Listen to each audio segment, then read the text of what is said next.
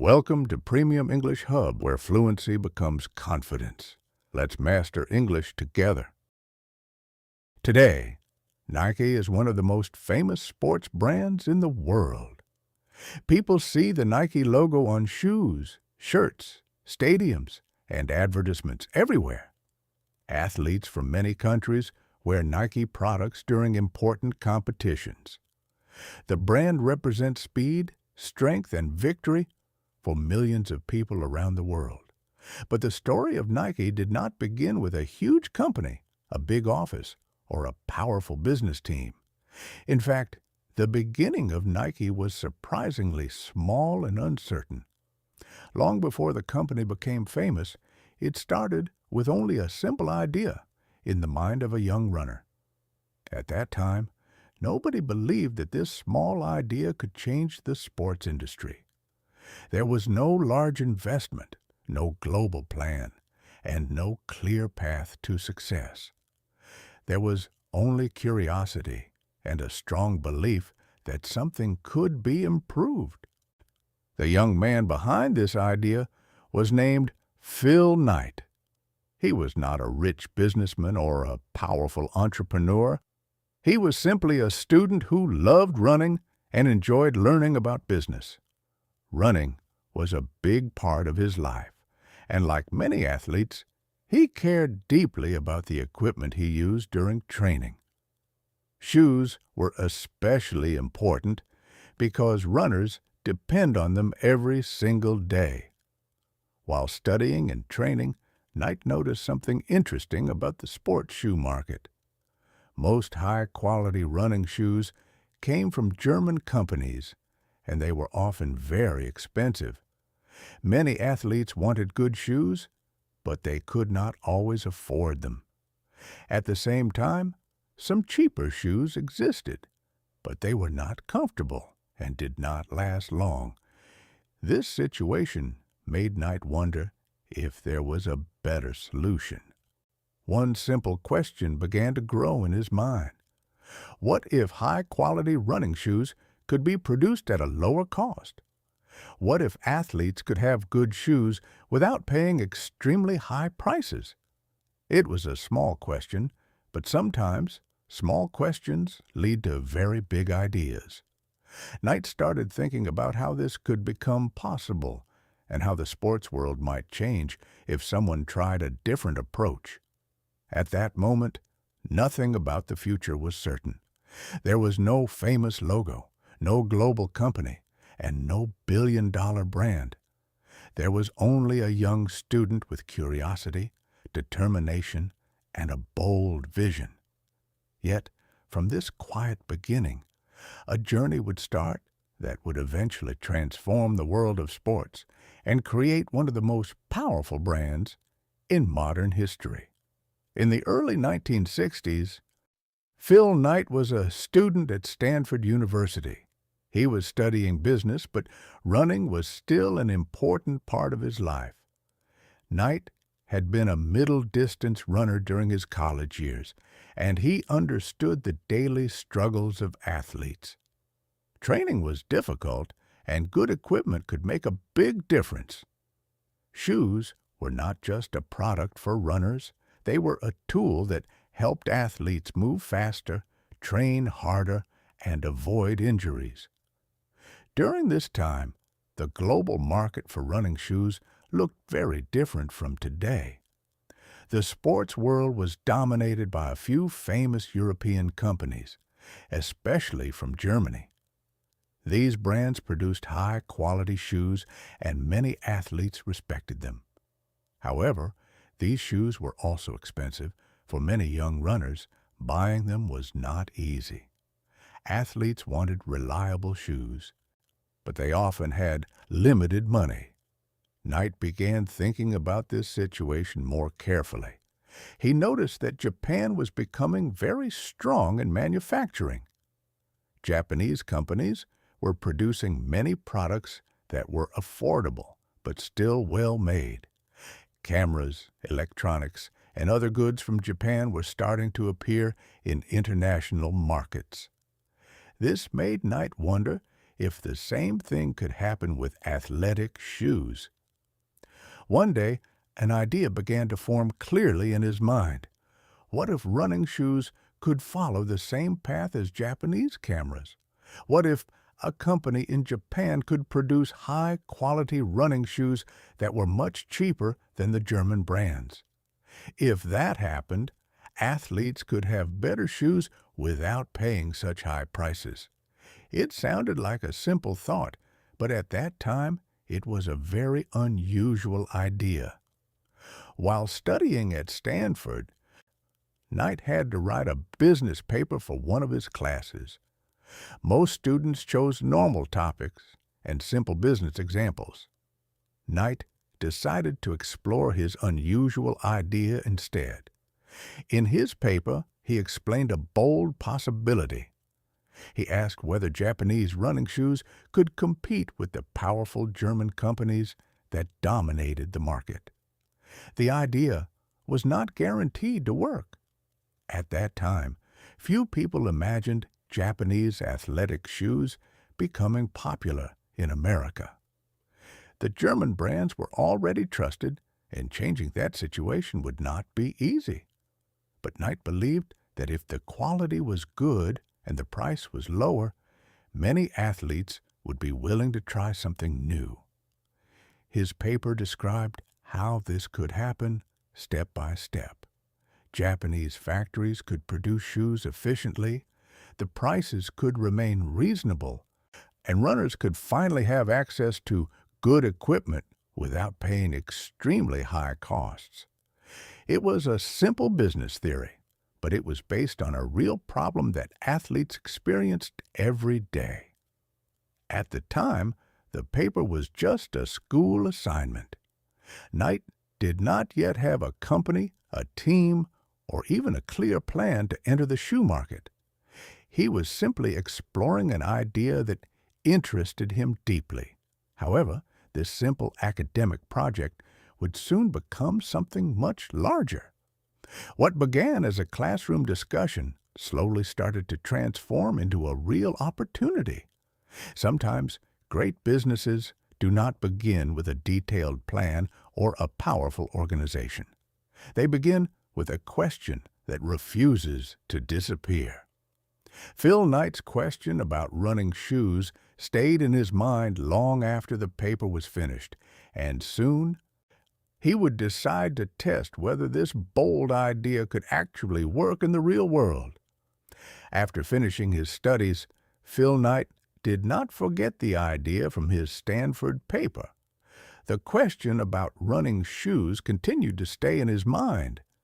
Instead of leaving the idea as a school project, he decided to explore whether it could become something real. At that time, he did not have much money, a big team, or a powerful company behind him, but he had curiosity and the courage to try something new. Knight decided to travel to Japan. For a young man in the early 1960s, this was not a small decision. Traveling across the world was expensive and uncertain.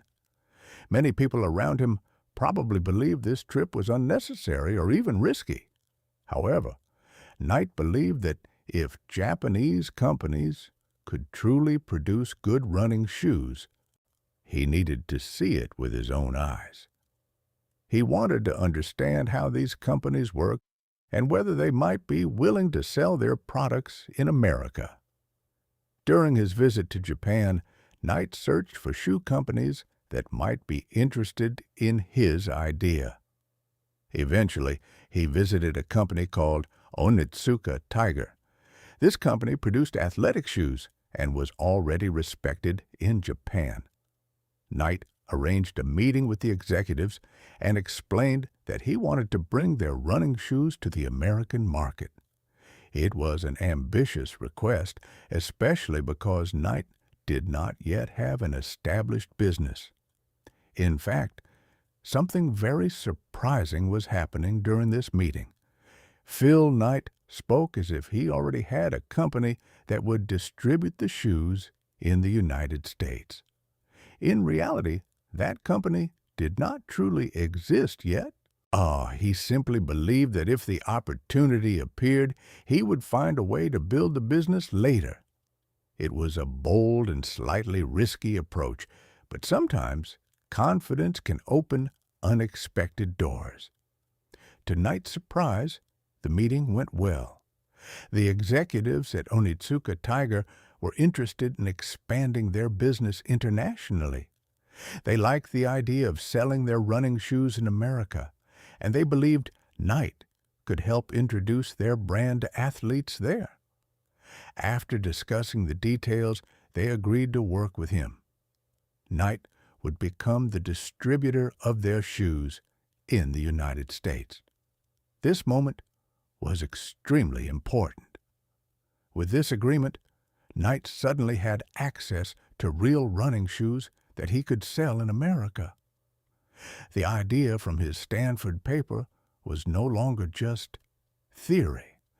It had become the beginning of an actual business opportunity. Yet the path ahead was still uncertain. Knight still had to figure out how to sell the shoes, how to reach athletes, and how to build a company from almost nothing.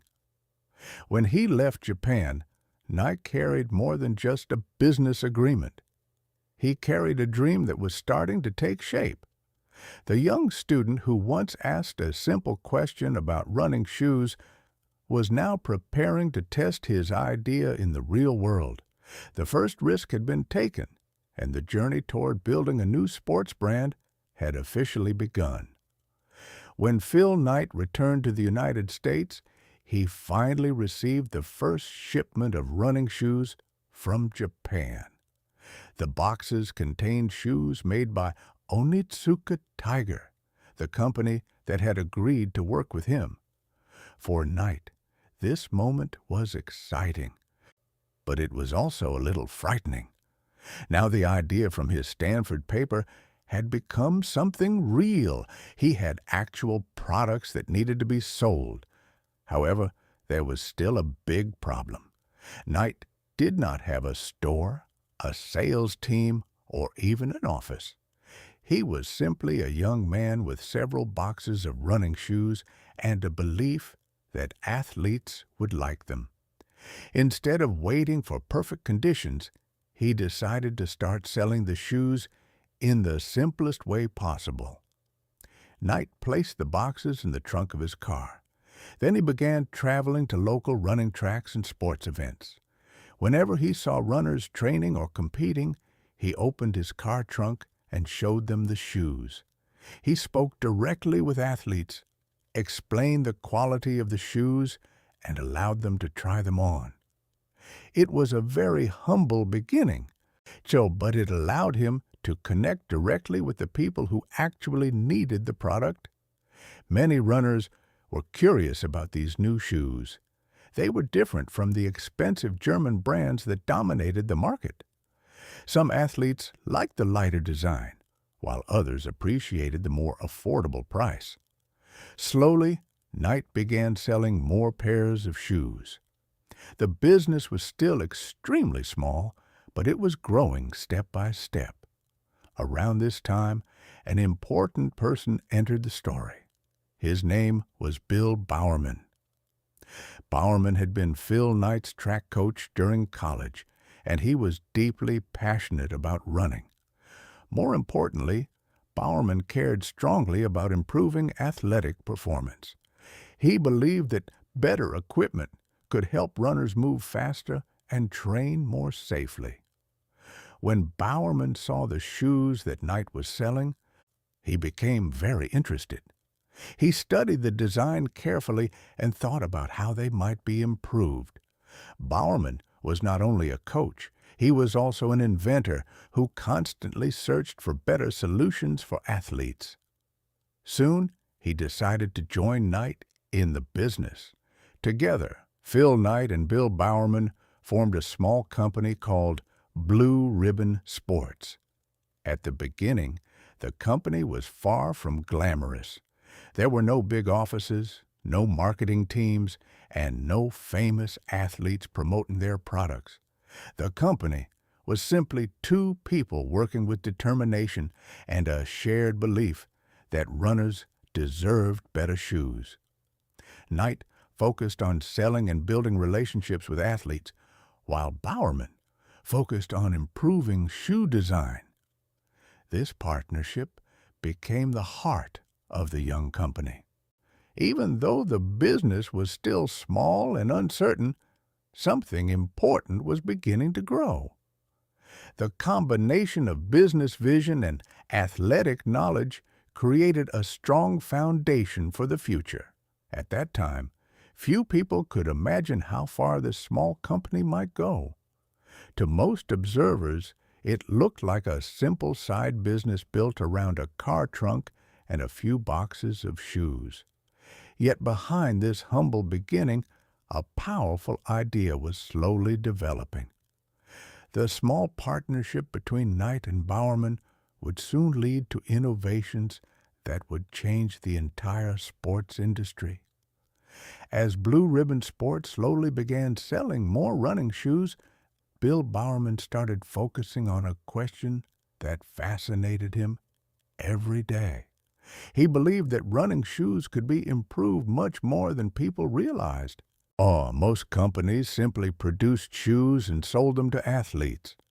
Bowerman, however, wanted to understand exactly how shoes affected performance. Bowerman spent many hours observing runners during training. He watched how their feet touched the ground and how their shoes reacted during a fast movement. He noticed that small design changes could make a big difference. A shoe that was too heavy could slow a runner down. A shoe with poor grip could cause slipping or injuries. For Bowerman, improving these details became almost an obsession. Instead of accepting the current designs, he began experimenting with new ideas. Bowerman often took existing shoes apart to study how they were made. He looked carefully at the soles, the materials, and the shape of the shoe. Sometimes he even used simple tools to modify shoes for his athletes. His goal was always the same: create a shoe that helped runners move faster and feel more comfortable. One day, a very unusual idea appeared in his mind. Bowerman was at home in his kitchen when he noticed a waffle maker. A waffle maker is a machine used to cook waffles, and it leaves a special pattern on the food. The pattern contains many small squares that help the waffle hold its shape. As Bowerman looked at this design, he suddenly wondered if a similar pattern could help running shoes. The idea was simple but creative. What if the bottom of a running shoe had a pattern like the surface of a waffle? Perhaps the small squares could create better grip on the ground. Runners might move more easily, especially on different surfaces. The design might also make the shoe lighter and more flexible. Bowerman decided to test his idea. He began experimenting with rubber and different materials to create a sole with this unusual pattern. The process was not easy, and many attempts did not work perfectly. But Bowerman continued experimenting because he believed the idea had real potential. Eventually, the waffle-like design proved to be extremely effective. The new sole provided better traction and helped runners feel more stable during movement. Athletes who tried the shoes noticed the difference almost immediately.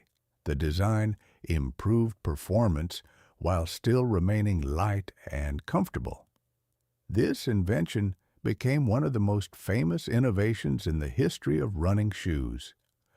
The waffle sole design later became closely connected with the brand that would soon emerge from Blue Ribbon Sports.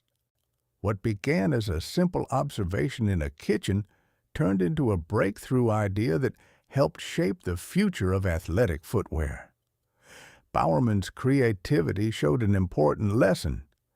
Innovation does not always come from large laboratories or expensive research centers. Sometimes it comes from curiosity, careful observation, and the courage to test unusual ideas. The search for a better running shoe was only beginning, but it was already pushing the small company towards something much greater.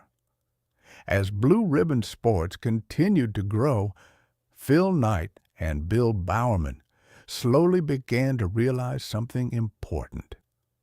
Their small company had started by selling shoes from another manufacturer, but they could not depend on that relationship forever. If they wanted to build something truly powerful, they needed their own brand and their own identity. Selling another company's shoes could only take them so far. At that time, the partnership with the Japanese company Onitsuka Tiger was becoming uncertain. Business relationships can change, and Knight understood that relying completely on another company was risky. If Blue Ribbon Sports wanted a stable future, it needed its own name and its own products. This realization pushed Knight and his team to make one of the most important decisions in the company's history. They decided to create a completely new brand for their shoes. This brand would represent speed, strength, and victory for athletes. Choosing the right name was not easy. Many ideas were discussed, but none of them felt powerful enough. Then one simple suggestion appeared, and it quickly captured everyone's attention. The new brand was called Nike. The name came from the Greek goddess of victory. In ancient Greek stories, Nike symbolized success in battle and triumph in competition. For a sports company, the meaning was perfect. Athletes around the world train to win, and the idea of victory connects deeply with sports. The name was short, strong, and easy to remember. Once the name was chosen, the company also needed a visual symbol that could represent the brand. This symbol would appear on every shoe and eventually become recognizable around the world. A young design student named Carolyn Davidson was asked to create the logo. She developed a simple curved shape that suggested movement and speed. This design later became known as the Nike swoosh. At the time, nobody realized how important this logo would become. Carolyn Davidson was paid only $35 for her work.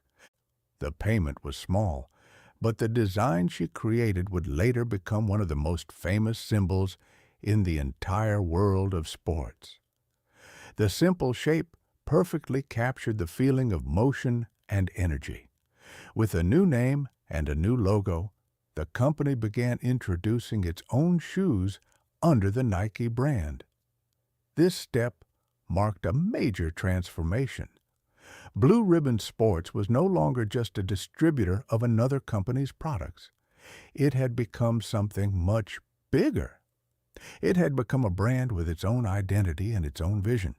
The birth of Nike was not simply a business change. It was the moment when a small company began to imagine a much larger future. The team believed they could create shoes that were not only functional, but also inspiring for athletes. The name Nike carried the idea of victory, and that message started attracting more attention from runners and sports fans. From this point forward, the company was no longer just experimenting with a business idea. It was building a brand that aimed to stand for determination, competition, and the desire to achieve greatness. The story of Nike was entering a new chapter, and the small company was about to take a much bigger step onto the global stage. After the Nike brand was created, Phil Knight and his small team knew that building a strong identity would take time. A new name and logo were only the beginning.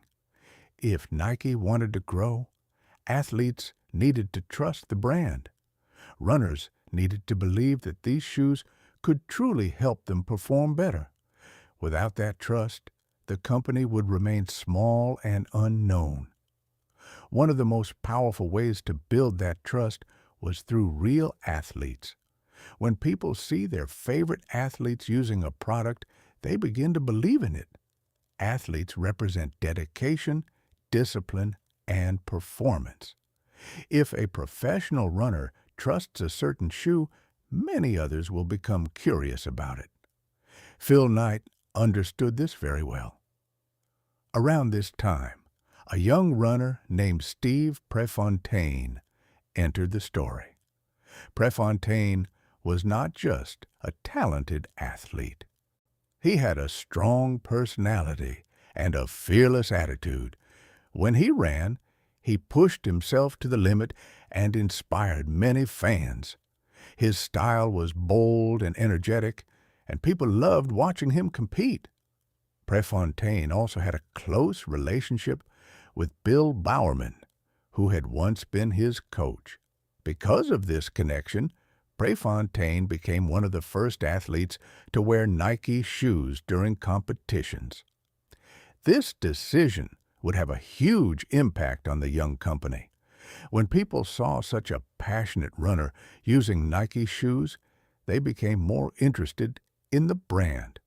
Prefontaine quickly became a symbol of the new spirit that Nike wanted to represent. He was confident, ambitious, and determined to win. These qualities matched the message behind the name Nike, which symbolized victory. The connection between the athlete and the brand felt natural and powerful. As Prefontaine continued competing, more runners began hearing about Nike shoes. The company was still small, but its reputation was growing inside the running community. Athletes talked to each other about equipment, and many became curious about these new shoes that seemed different from traditional brands. This moment marked an important turning point for Nike. The company was no longer just selling shoes from a small operation. It was beginning to develop a strong identity within the world of sports. The connection with real athletes helped Nike gain credibility and attention. At the same time, Phil Knight and his team continued improving their products. Bill Bowerman kept experimenting with shoe designs, also searching for ways to help runners move faster and feel more comfortable. Each improvement strengthened the brand's reputation among athletes. Nike also started expanding its reach. Instead of selling shoes only through small local contacts, the company began building relationships with sports stores. This allowed more athletes to discover the brand. The Nike name and the swoosh logo slowly began appearing in more places. What made Nike different from many other companies was its deep connection to athletes. The company did not simply create products and sell them to the public. Instead, it listened carefully to the needs of runners and tried to design shoes that solved real problems. This approach created loyalty among athletes who felt that Nike understood them. The partnership between innovative design, passionate athletes, and bold business decisions helped Nike move forward. The small company that once sold shoes from the trunk of a car was now becoming a serious competitor in the sports industry. The moment that began with a young runner wearing Nike shoes had started a wave of attention that would soon carry the brand much further than anyone originally expected. As the Nike brand continued gaining attention among runners, the company began growing faster than Phil Knight had once imagined. What started as a small business built around a simple idea was slowly turning into something much larger. More athletes were discovering Nike shoes, and many of them liked the comfort, design, and performance they offered. This growing interest helped the company expand beyond its early beginnings.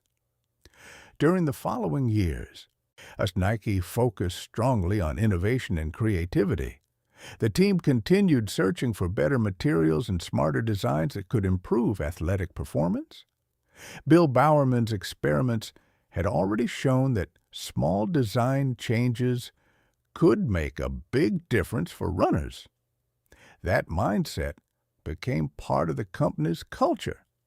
Nike wanted to keep improving its products instead of simply repeating old designs. Another important part of Nike's growth was its connection with athletes. The company understood that sports are built around inspiration and human achievement. When athletes push themselves to reach new limits, people around the world feel motivated by their determination.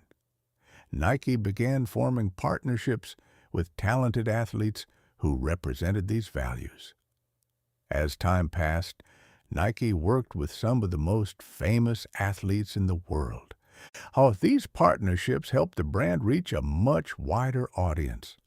One of the most well-known collaborations was with basketball player Michael Jordan. His partnership with Nike later created the legendary Air Jordan shoes, which became extremely popular among both athletes and fans. Nike also expanded into many different sports. While the company originally focused mainly on running shoes, it soon began producing equipment and clothing for other activities.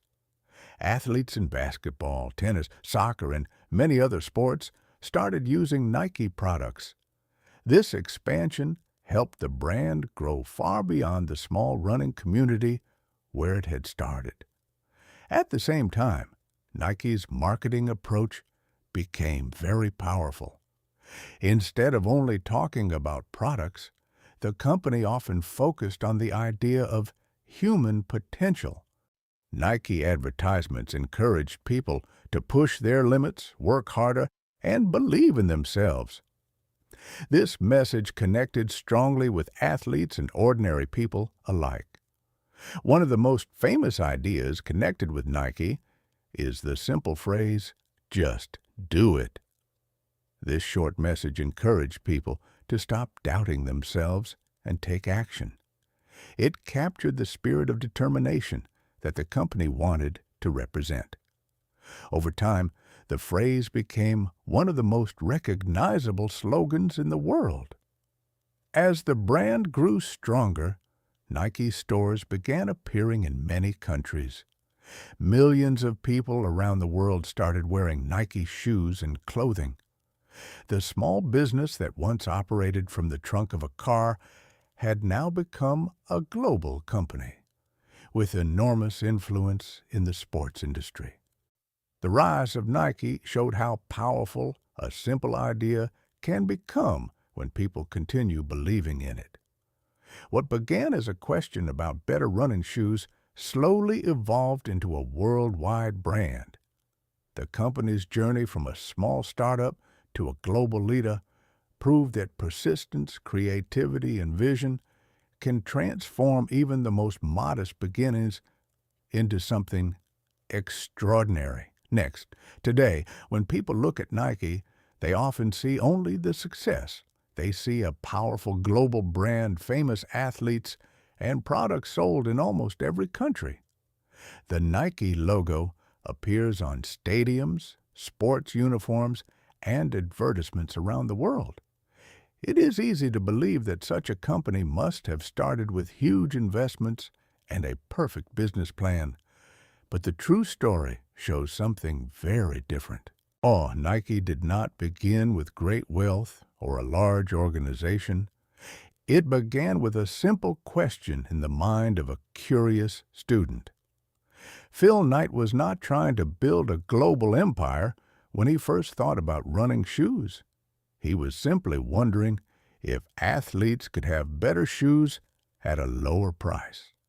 That small idea became the seed from which the entire company eventually grew. Another important lesson from Nike's story is the power of courage. When Knight traveled to Japan to meet the Onitsuka Tiger Company, he did not even have a real business yet. Many people might have waited until everything was perfectly prepared. Knight chose a different path. He believed that opportunity often appears only when someone is brave enough to take the first step. The partnership between Phil Knight and Bill Bowerman also shows the importance of teamwork.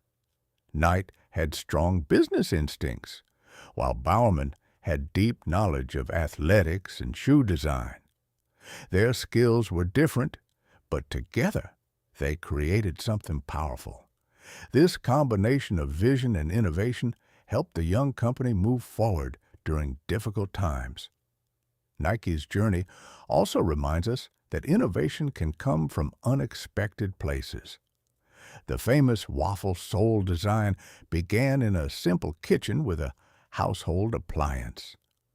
Bowerman's curiosity and willingness to experiment led to one of the most important ideas in running shoe history. Great inventions often start with ordinary observations and creative thinking. Perhaps the most important lesson is about persistence. Building a successful company rarely happens quickly. Nike's founders faced uncertainty, financial pressure, and strong competition from established brands. Yet they continued improving their products and believing in their vision. Step by step, their effort began to produce results. The story of Nike teaches us that extraordinary success often begins in very ordinary ways. A simple idea, a bold decision, and the determination to keep moving forward can slowly create something remarkable. The brand that now inspires millions of athletes around the world began with curiosity, courage, and one person willing to believe that change was possible.